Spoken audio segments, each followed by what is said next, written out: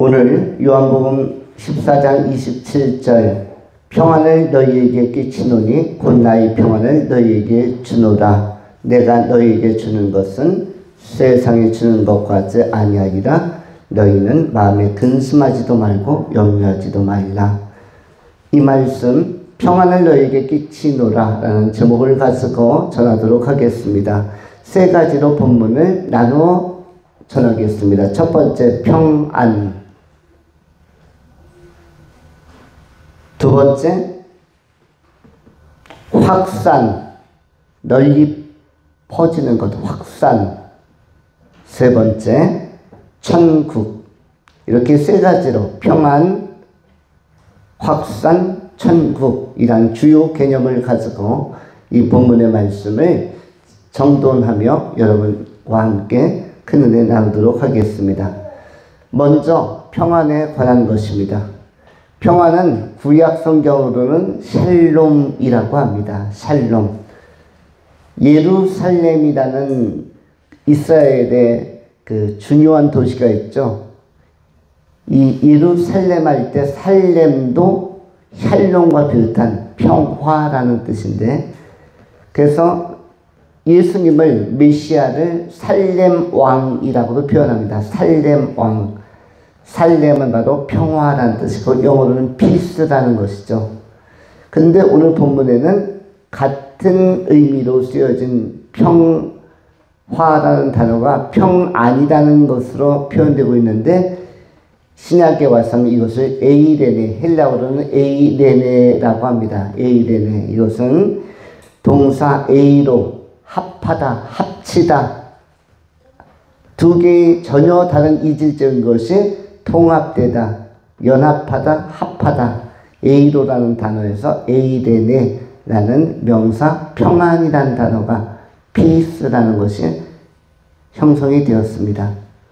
그래서 구약으로 치면은 샬롬, 신약에 와서는 헬라어로는 에이레네.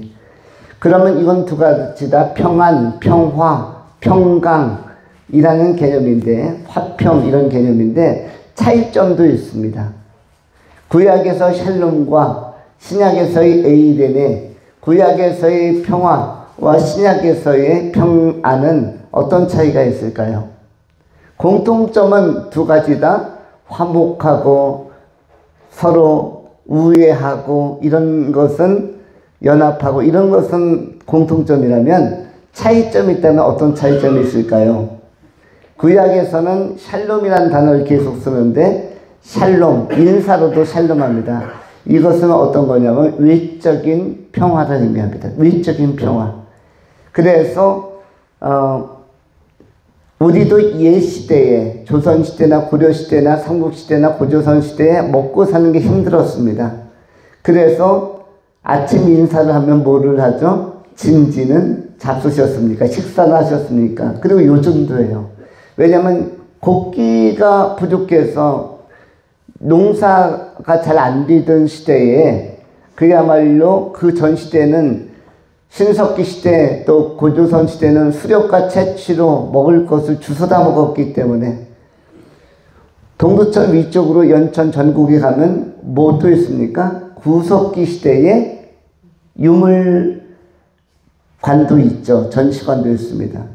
그 당시에는 주워다 먹고 열매 따다 먹고 도토리, 상수리, 밤 같은 거 까다가 먹고 그것을 빻아서 끓여서 묵을 해서 먹고, 물고기 한탄강에 가서 물고기 잡아먹고, 또 논에 가서 우렁이 캐다가 삶아 먹고, 이런 시대였기 때문에, 또 들에 가서 머루랑 다래랑 먹고, 풀뿌리도 뽑아서 먹고, 봄철이 되면 냉이라고 하는 것들, 나생이, 냉이 이런 나물, 또 도라지라든지, 또 간식으로는 칡뿌리 이런 거 캐다가 먹었던 시절이 있었죠. 봄 되면은 아카시아 나무 꽃잎, 하얀 꽃잎 이걸로 배를 채운다고 따다가 또 잔뜩 먹었던 그런 시기도 있었습니다. 그렇다면 이렇게 춘공기가 되면은 굉장히 궁핍하고 어려운 시기가 있었는데 구약시대 중동 땅도 마찬가지였습니다. 그래서 식사를 하셨으니까, 진지 드셨으니까는 생존과 생명권을 전제로 하는 매우 중요한 안부의 확인이었습니다.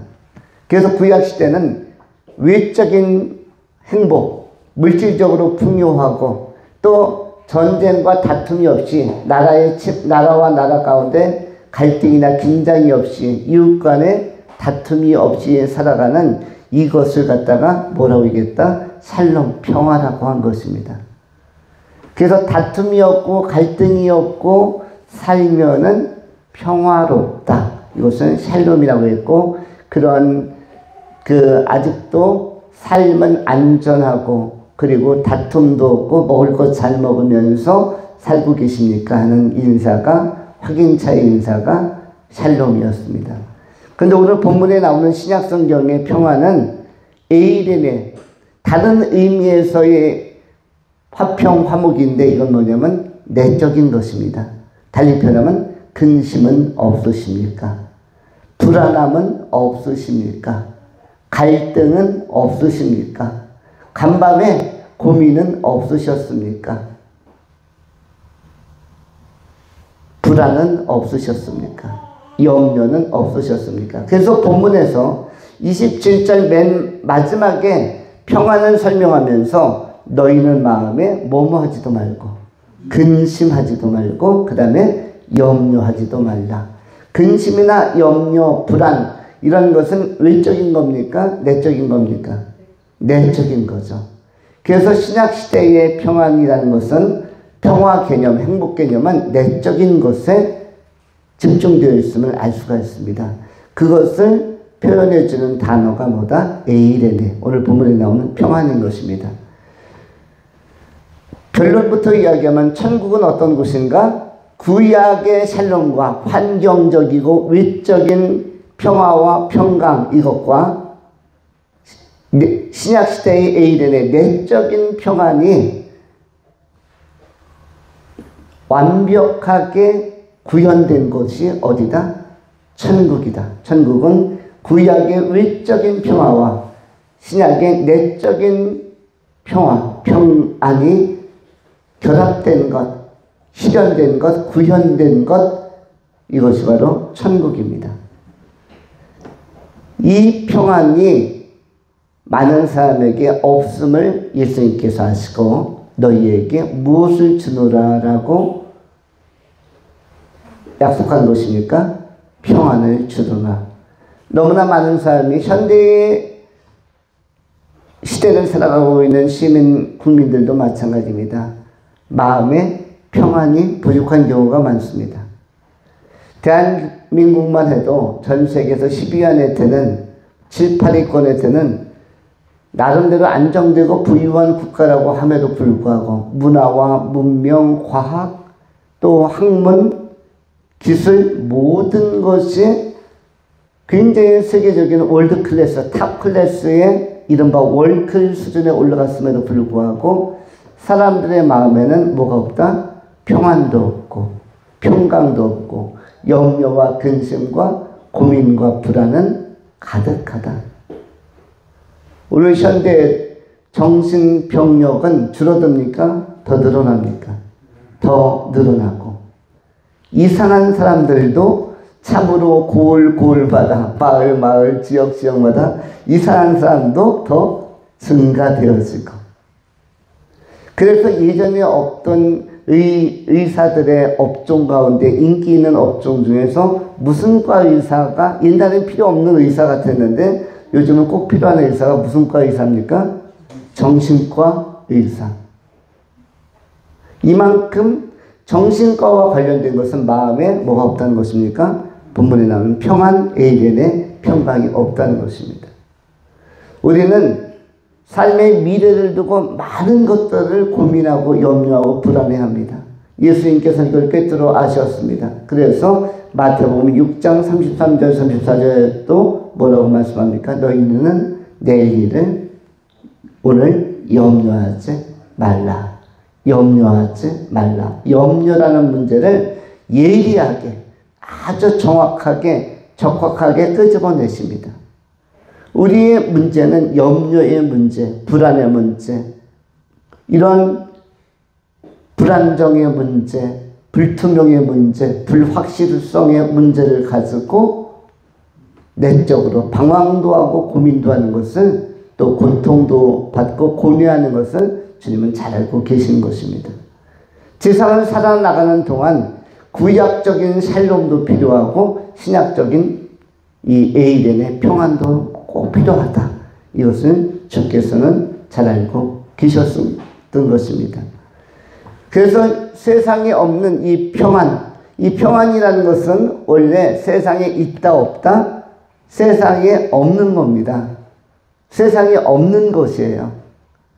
오늘 본문 27절 한번 보십시오. 27절은 어떻게 시작합니까? 평안을 너희에게 끼치노니, 그 다음에 중요한 단어가 하나 나오는데, 곧 누구의 평안을 너희에게 주노라? 누구의 평안을? 나의 평안.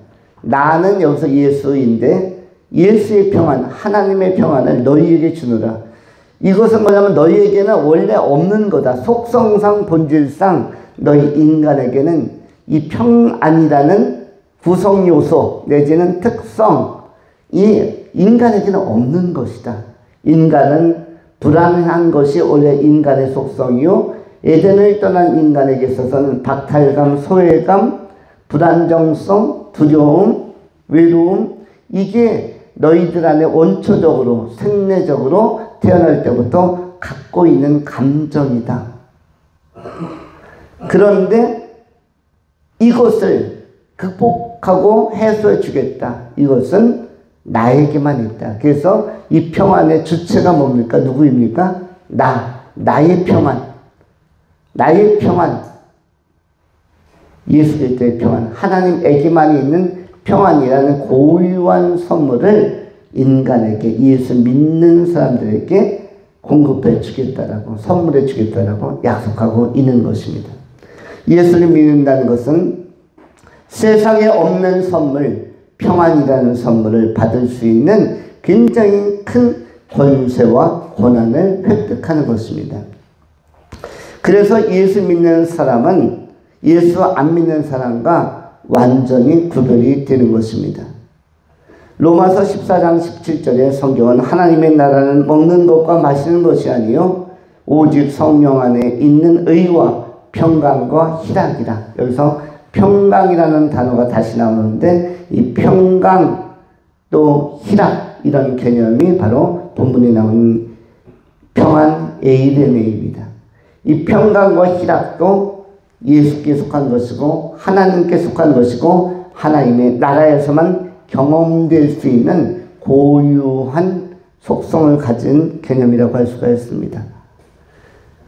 예수 믿는 사람만이, 특별히 예수를 믿는 사람은 염려를 극복할 수가 있습니다. 불안을 극복할 수가 있습니다. 어떤 방식으로? 맡기는 방식으로. 너희는 내일 일을 오늘 염려하지 말고 누구에게 맡기라? 하나님께 맡기라. 저희에게 맡기라. 너희의 모든 염려와 고민을 미래적인 일까지 주께 맡기라. 이것이 성경의 제안이고 사도들의 권면이고 예수님의 우리를 향한 격려입니다. 우리는 미래일을 우리가 다 가지고 염려할 것이 아니라 미래의 진로에 관한 것도, 사업에 관한 것도, 삶의 방향성에 관한 것도, 또 어떤 선택에 관한 것도 맡기고, 맡긴 자는 맡겼다는 것이 무엇으로 증명이 됩니까? 맡기고 믿음 가지고 기도하며 사는 것, 기도하며 사는 것, 맡기고 믿고 기도하며 사는 것, 이것이 우리 안에 평안을 가져오는 것입니다. 우리가 세상 사람과 달리 염려 안 해도 되는데, 불안해하지 않아도 되는데, 실제로 세상의 많은 일들, 염려하고 고민하는 것은 10% 정도밖에, 10분의 1밖에 실제로는 일어나지 않는다고 하죠. 90%는 일어나지 않을 것에 대한 불쾌한 상상력을 가지고 있는 것 없는 것 상상으로 전부 다 경우의 수를 가져다가 나 혼자 고민하는 것인데, 그렇게 하지 말고 맡길 그 사람의 목표 맡기고 그 다음에 믿고 그것을 맡으신 주께서 책임져 주실 것을 믿고 그리고 기도하면서 유연하게 행하면 되는 것입니다. 그러할 때 뭐가 온다? 평안이 온다는 것입니다. 이 평안을 지상에서도 잘 누리며 살아가는 권세 있는 하나님의 귀한 자녀들이 다 되실 수 있기를 축원합니다. 두 번째로 확산입니다. 확산. 본문 말씀 27절에 나오는 특이한 단어 중에 평안을 너희에게 그 다음에 뭐라고 나옵니까? 끼치노니, 끼치다. 한국어 중에서 끼치다라는 표현이 쉽게 이해되는, 쉽게 머리에 들어오는 용어는 그 앞에 뭐가 붙을 때 끼치다가 호응이 잘 됩니까? 앞에 뭐가 붙을 때 이게 기가 막히게 끼치다가 잘 어울립니까? 민폐. 민폐를 끼치다. 야, 민폐 좀 끼치지 마. 넌 민폐야. 많이 들어보셨죠? 또 우리도 사용합니다. 민폐를 끼치다. 끼치다. 그럼 민폐가 뭐길래 끼치다입니까? 민폐는 풀어서 이해하면 민간인에게 해치는 피해 이거죠. 이건 뭐냐면 해를 주변에게 확산시키다라는 것입니다. 해를 확산시키다, 영향력을 미치다라는 것은 끼치다입니다. 그래서 영향력을 확산하기 때문에 거기서 확산이라는 개념을 우리는 찾는 것입니다. 그런데 오늘 주님께서는 이 끼치다에 관하여 확산이라는 것을 달리 또 표현하면 이것은 침투력, 영향력, 침투력 이런 것입니다. 침투, 굉장히 강하게 넓게 펼쳐져 나갑니다. 좁은 차량에서 음식을 독특한 거 먹은 분이 방귀를 탁 불면은 5명이 꽉 찼을 때 이 방귀라는 가스는 소량일 것 같습니다. 그람으로 찾으면 이건 뭐 1g도 안 될 것 같아요. 0.5g. 그런데 확산력은 커가지고 차에서 내릴 때까지 또 겨울철이라 창문도 못 열겠고 추워서 쌩쌩 달리는데 이것이 확산되는 동안 30분이든 1시간이든 달리는 동안 굉장히 고통을 또 감수해야 하는 상황이 있습니다. 이것이 바로 끼치다입니다. 그런데 본문에서는 방귀나 악한 해로운 것이 아니라 어떤 것을 끼치겠다고 말씀합니까? 평안이라는 것을, 가장 좋은 것을, 가장 좋은 화평을 끼치겠다라고 말씀하고 있습니다. 평안을 확산시키겠다. 이 말은 뭐냐면 하나님께서, 예수님께서 주시는 이 평안을 선물로 받은 사람은 주변을 밝게 만들고 주변을, 불안한 주변을 안정되게, 산만하고 혼란스러운 주변을 정돈시켜 나갈 수가 있다는 것입니다. 이것을 갖다가 영어로는 뭐라고 표현합니까? 이런 사람들을 peacemaker라고 하죠. 평화를 만드는 사람, 평화를 나누는 사람, 없었던 평화를, 분위기를 바꾸는 사람, peacemaker. 우리가 보통 메이커 하면 사람을 두 가지로 나눕니다. 트러블 메이커와 피스메이커. 아까 민폐는 트러블 메이커. 그리고 평화는 피스메이커. 우리는 피스메이커를 통해서 혜택을 받고 사는 사람들입니다. 가정에도 분위기가 좋지 않을 때 피스메이커가 한 명이 딱 있으면 분위기를 밝은 분위기로 가져올 수가 있고, 직장도 마찬가지입니다. 직장도 다 썰렁한 분위기 속에서, 냉랭한 분위기 속에서 근무할 때 피스메이커들이 있으면은, 평안을 끼치는 사람들이 있으면 분위기가 다시 화목한 분위기로, 안정된 분위기로 돌아올 수가 있습니다. 학교도 마찬가지입니다. 학교에 친구 중에서 피스메이커들이 있으면 학교가 다닐만한 학교가 되는 것이고, 친구 중에서 하나 재미도 있으면서 또 인성도 좋은 친구 한 명이 있으면 분위기는 굉장히 좋아지는 것이죠. 동네도 마찬가지고 그 어디나 마찬가지입니다. 이 평화를 나누는 사람, 피스메이커가 꼭 있어야 되는데 이렇게 좋은 사람 하나만 있어도 주변이 그 밝은 빛의 확산력 안에서 안정을 찾을 수가 있고 분위기가 좋아질 수가 있는 것입니다. 우리는 이 평안을 가진 자로서 끼치는 자로서의 삶을 살아야 되는데 피스메이커로서 좋은 것들을, 좋은 영향력과 좋은 분위기를 우리는 나타내는 사람으로 살아가야 할 것입니다. 대표적인 것이 저 달이라고 할 수가 있고 태양이라고 할 수가 있습니다. 여러분, 태양은 하나만, 손톱만한 태양이 하나 떴죠. 저 태양 쟁반만 왔습니까? 손톱만 왔습니까? 손바닥만 왔습니까? 태양, 여러분의 손바닥으로 가릴 수가 있나요? 없나요? 아무리 작은 사람도 손바닥 하나 피면은 태양을 가릴 수가 있습니다. 우리 하나의 손바닥은 작습니다.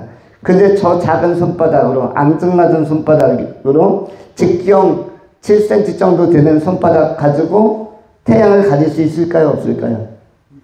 딱 피면 가려집니다.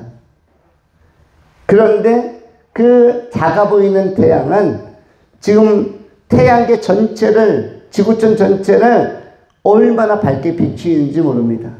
하늘에 뜬 별도, 달도 그렇습니다. 달 하나만, 보름달 하나 둥실 떠오르면 이 지역에서는 불국산 위에 달 하나 둥실 걸려지면은 아무리 어두운 칠흑 같은 밤도 환한 대낮같이 밝아지는 것을 보게 되어집니다. 이것이 무엇이다? 어둠을 빛으로 바뀌는 이러한 침투력, 바로 영향력, 확산력, 이 끼침이라는 단어입니다. 우리는 복음의 능력 안에서 평안을 끼치는 사람, 불안정한 삶 속에서 안정감을, 그리고 혼란한 삶 속에서 정돈감을 가져오는 자로서 내 존재가 이 선한 영향력을 끼치는 존재로 살아가야 할 것입니다.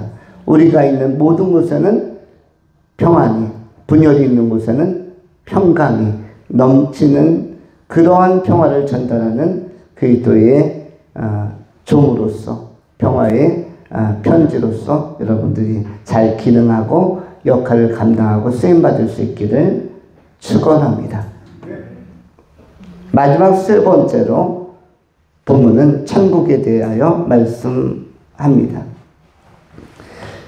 평안이라는 것을 우리가 구약의 샬롬 개념과 신약의 에이덴의 개념으로 초두에 설명했습니다. 달리 표현하면 구약의 샬롬은 외적인 것이 충족되어지고 외적인 갈등이 없어지고 분쟁이 없어지고 먹고 마실 근심 걱정이 없어지고 또 병고가 사라지고 전쟁이 사라지고 이런 것들이 샬롬이라면 신약에서의 에이덴은 뭐라고 그랬죠? 내면적으로 근심이 없어지고 불안이 없어지고 두려움이 없어지고 외로움이 없어지고 이런 것들이 에이덴이라고 하였습니다.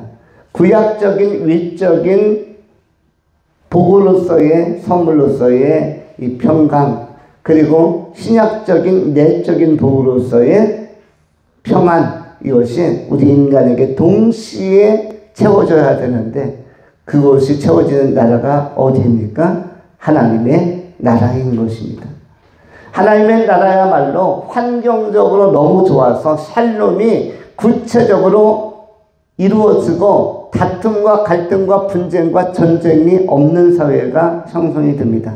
천국 하나님의 나라는 어린 양과 사자도 늑대와 토끼도 평화롭게 함께 친구 삼아 벗삼아 사는 곳입니다. 지상에서는 사자와 늑대와 사슴이 만나면, 호랑이와 고라니가 만나면 어떤 일이 발생합니까? 곰과 토끼가 만나면 여기서는 약육강식의 살생이 발생합니다. 세렝게티 평야를 보시면 아실 것입니다. 사자들이 평화로운 이런 그 영양대를 기습하려고 또 누우대를 기습하려고 물소를 잡아먹으려고 얼마나 그 발톱을 세우는지 날카로운 이빨로 공격하는지, 그리고 호랑이 한 마리가 저 장백산맥, 태백산맥, 저 북한의 백두산 기슭에서 얼마나 많이 사슴을 기습하려고 멧돼지를 잡으려고 무섭게 달려드는지 알 수가 없습니다. 이른바 비호 같다고 하죠. 여러분, 비호가 무슨 말입니까? 비호가 어떤 뜻이에요? 비호. 비자는 무슨 비자입니까? 비행기 할 때 비자. 날 비자입니다. 날다. 호자는 뭐죠? 그야말로 호랭이 할 때 호자입니다. 호랑이가 날다. 여러분, 날다람쥐는 보았지만, 나는 비행기를 보았지만 호랑이가 나는 거 보셨습니까? 이것은 호랑이의 뭘 이야기한 거죠? 도약력과 점프력을 의미하는 거죠. 호랑이가 10m, 15m, 20m부터 바위의 높은 곳에 있다가 점프해서 뛰어내려오면 고양이도 마찬가지입니다만 웬만큼 높은 데서 집어던져도 고양이는 사뿐하게 착지합니다. 고양이는 웬만하면 야옹소리도 안 내고 그냥 사뿐히 착지하지. 그런데 강아지는 집어던지면요, 다리를 쩔룩쩔룩하거나 깨갱하면서 죽는다고 막 깨갱 소리를 냅니다. 강아지는 뻣뻣해요. 강아지는 뻣뻣한데 고양이는 다릅니다. 고양이과 동물들은 탄력이 엄청나게 좋아서 뭐 5m, 7m 높은 데서 나무에서 점프하고 뛰어내려도, 여러분 표범 같은 이 고양이과의 맹수는 멧돼지나 뭘 사냥하면은 땅에서 먹습니까? 나무 꼭대기로 끌고 올라갑니까? 나무 꼭대기까지 끌고 올라가요. 나무 꼭대기 왜 끌고 올라가죠? 이유는 뭐예요? 누구한테 뺏길까봐? 하이에나와 사자한테 뺏길까봐. 그래서 끌고 올라갑니다. 그리고 나무 위에 있다가 나무 밑을 지나가는, 혼자서 지나가는 양이라든지 멧돼지라든지 만만한 그 동물이 지나가면 그냥 위에서 다이렉트로 한 10m 꼭대기에 있다가 그대로 뛰어내리지 않습니까? 그런데 이 고양이과 동물들은 전혀 다치지 않습니다. 그런데 그 가운데서도 가장 크고 힘이 좋은 곳이 뭐다? 호랑이다. 호랑이는 황소보다도 크지 않습니까? 거의 황소와 키가 비슷하고 엄청나게 몸도 큰데, 여러분, 숫사자가 큽니까? 호랑이가 큽니까? 갈기의 수용을 라이온킹, 호랑이가 커요? 아니면 그 사자, 숫사자가 큰 성체 어른 사자가 큽니까?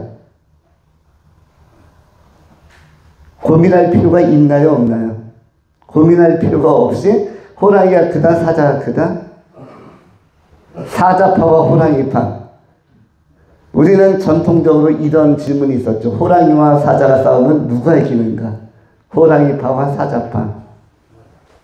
라이온킹 하는 거 보면 라이온킹 하면 사자가 왕 같기도 하고, 호랑이는 전통적인 강자인데, 그래서 사람들은 이런 제안을 했죠.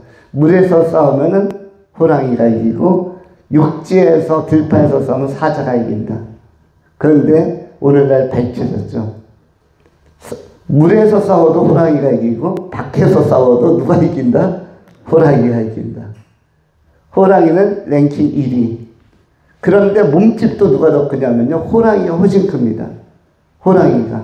특별히 우리 대한민국에 살았던 이 백두산 호랑이는 호랑이 중에서 엄청나게 커가지고 거의 황소보다 더 큽니다. 그래서 큰 숫사자보다도 호랑이 수컷은 훨씬 커요.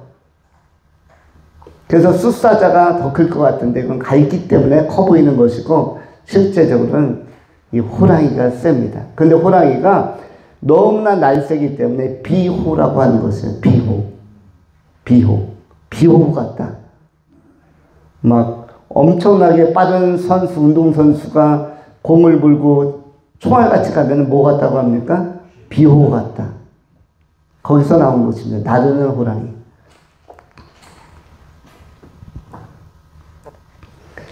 자, 비자가 그렇듯이고요. 그런데 그 호랑이와 토끼, 호랑이와 사슴이 있어도 다툼이 없다라는 것이에요.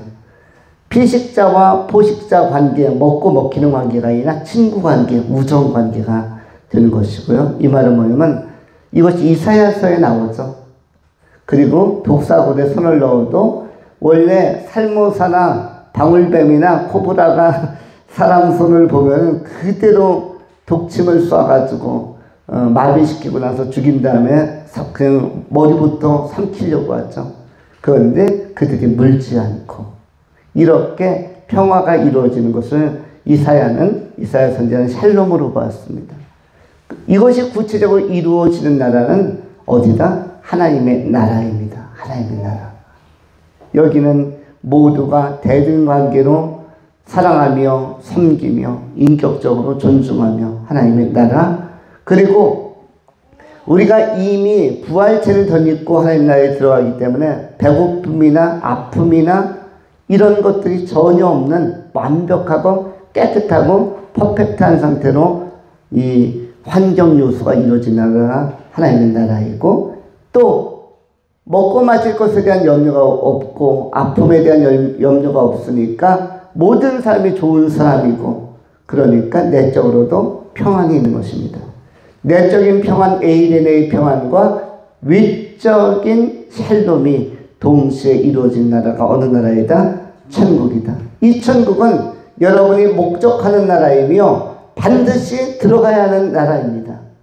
그런데 천국은 다 들어가는 것이 아니라는 사실을 기억해야만 합니다. 천국은 죄의 문제를 예수 그리스도를 믿고 깨끗이 해결하는 사람, 예수께서 십자가에서 나의 죄를 다 해결해 주셨다. 못 박히실 때 내 죄도 못 박아 주었다. 내 죄도 완전히 청산해 주었다라는 것을 확실히 믿는 사람들이 들어가는 나라입니다. 그래서 여러분에게 있어서 믿음 생활, 교회 다니는 것 다 중요한 것입니다. 복음을 깨닫는 것 다 중요한 것이고, 예수의 십자가의 보혈이 나의 죄와 나의 문제와 나의 상처와 내 안에 있는 저주 모든 것을 다 해소하고 씻어주고 나는 천국에 들어간다, 이 확신 가지고 천국형 인간으로 오늘도 예배하며